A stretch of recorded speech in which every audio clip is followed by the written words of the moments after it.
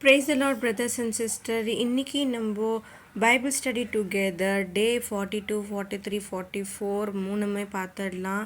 இன்னைக்கு நம்ம சாப்டர் 12லேருந்து 23 வரைக்கும் உபாகமத்தில் பார்த்துடலாம். ஃபஸ்ட்டு அதிகாரம் 12 உபாகமத்தில் என்ன சொல்கிறாங்க அப்படின்னு பார்த்துடலாம். அவங்க இதில் என்ன சொல்லியிருக்காங்கன்னா, எங்கு வழிபட வேண்டும், எப்படி வழிபட வேண்டும், எதை வழிபடக்கூடாது என்பது உள்ளிட்ட வழிபாட்டு சட்டங்களை பைபிள் உள்ளடக்கியது. இதில் எதை வழிபடக்கூடாது, எங்கு வழிபடணும், எப்படி வழிபடணும். ஸோ இந்த சாப்டரில் வழிபாட்டு சட்டங்களை பற்றி தான் கூறியிருக்காங்க. அடுத்ததாக 13வது அதிகாரம், இதில் பொய்யான தீர்க்கதரிசிகளுக்கு செவிசாய்ப்பதை குறித்து பைபிள் எச்சரிக்கிறது மற்றும் மேலும் மக்களை கர்த்தரை பின்பற்றி ஊக்குவிக்கிறது. ஸோ நம்ம பொய்யான தீர்க்கதரிசிகளை குறித்து ரொம்பவும் ஜாக்கிரதையாக எச்சரிக்கையாக இருக்கணுன்றது தான் இந்த சாப்டர்.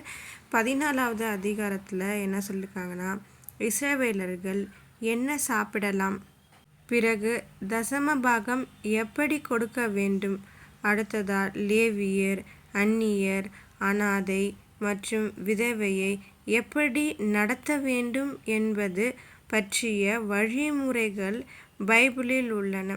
இவங்க எல்லாரையுமே எப்படி நம்ம நடத்தணுன்றதுக்கான வழிமுறைகளை இதில் இந்த சாப்டரில் கூறியிருக்காங்க. இதுலேருந்து நம்ம என்ன புரிஞ்சுக்கணும், பைபிளில் இல்லாதவைகளே இல்லை, நம்மளை பற்றி எல்லாமே ஃபுல் அண்ட் ஃபுல் அந்த பைபிளில் விவரிச்சிருக்காங்கன்னு தெரியுது. அடுத்தது 15வது அதிகாரத்தில் 7 வருடங்களுக்கு ஒரு முறை கடன்கள் ரத்து செய்யப்பட வேண்டும் என்று பைபிள் கூறுகிறது.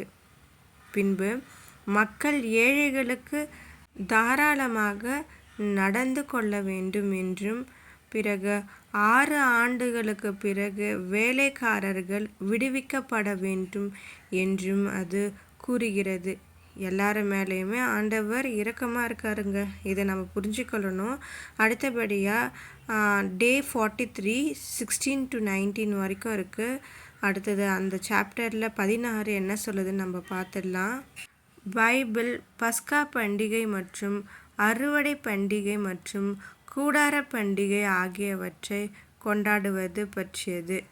நீதிபதிகள் மற்றும் அதிகாரிகளை எவ்வாறு தேர்ந்தெடுப்பது, தென் பலிபீடங்களை எவ்வாறு கட்டுவது என்பது பற்றிய வழிமுறைகளும் இதில் அடங்கும். இது உங்களுக்கு ரொம்பவும் நல்லா புரிஞ்சிருக்குன்னு நினைக்கிறேன். அடுத்த சாப்டர் என்னன்னு பார்த்தலாம். அடுத்தபடியாக 17வது அதிகாரம் பலிகள், தீய செயல்கள் மற்றும் நீதித்துறை அமைப்பு பற்றிய சட்டங்களை பைபிள் உள்ளடக்கியது. அடுத்தபடியாக அதிகாரம் 18ல் ஆசாரியர்கள் மற்றும் லேவியர்களின் கடமைகள், பிறகு தீய செயல்களின் ஆபத்துகள் மற்றும் ஒரு தீர்க்கதரிசியின் வாக்குறுதியை பற்றி பைபிள் விவாதிக்கிறது. இதில் கடமைகள், ஆபத்துகள், வாக்குறுதியை பற்றி விவரிக்கிறது. அடுத்த அதிகாரம் கொலை செய்பவர்களுக்கு அடைக்கல நகரங்களை நிறுவுவது பற்றி பைபிள் விவாதிக்கிறது. இது 19வது அதிகாரம். நீங்கள் இப்போ பார்த்துருக்கிறது டே 43யோடது. அடுத்தபடியாக நம்ம பார்க்க போகிறது டே 44. இதில் நம்ம 20லேருந்து 23 அதிகாரம் வரைக்கும் உபாகமத்தில் பார்க்க போகிறோம். முதல் படியாக 20வது அதிகாரம் என்ன சொல்கிறாங்கன்னா, போருக்கு எவ்வாறு தயாராக வேண்டும் மற்றும் கைப்பற்றப்பட்ட நகரங்களை எவ்வாறு நடத்த வேண்டும் என்பது உட்பட போர் விதிகளை பைபிள் கோடிட்டு காட்டுகிறது. போரை பற்றின விவரங்களை சொல்லியிருக்கு இந்த சாப்டர். அடுத்தபடியான 21வது சாப்டர் உபாகமம் 21ல் போர், கொலை மற்றும் மரண தண்டனை பற்றிய சட்டங்கள் உள்ளன. உங்களுக்கு புரியுதுன்னு நினைக்கிறேன். 22வது அதிகாரம் என்ன சொல்கிறாங்கன்னா, வேறொருத்தியை மணந்த பெண்ணோடு ஒருவன் சயனிப்பது கண்டுபிடிக்கப்பட்டால் மற்றும் அந்த பெண்ணோடு சயனித்த ஆணும் பிறகு பெண்ணும் இருவரும் சாக வேண்டும்.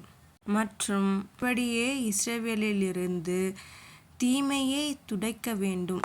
ஸோ பாவமான விஷயங்களை முற்றிலும் நாம் துடைக்க வேண்டும். இதுதான் இந்த அதிகாரம். அடுத்து 23வது அதிகாரத்தில் கர்த்தருடைய சபையிலிருந்து யார் விலகப்படுகிறார்கள் மற்றும் முகாமை எவ்வாறு சுத்தமாக வைத்திருப்பது மற்றும் ஓடிப்போன அடிமைகளை எவ்வாறு நடத்துவது என்பது பற்றிய சட்டங்கள்.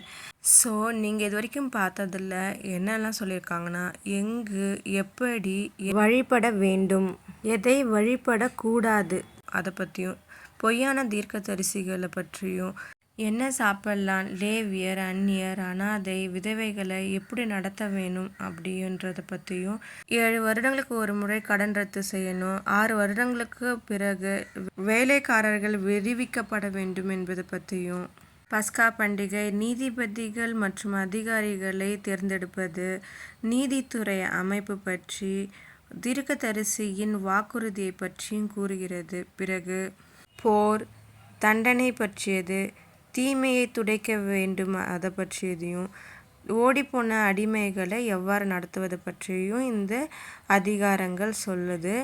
ஓகே, நாம் இந்த அதிகாரத்தெல்லாம் நம்ம பார்த்தோம் முழுமையாக. உங்களுக்கு எல்லாருக்குமே யூஸ்ஃபுல்லாக இருந்திருக்கும் நான் நினைக்கிறேன். நாம் ஜெபம் பண்ணிக்கலாம்.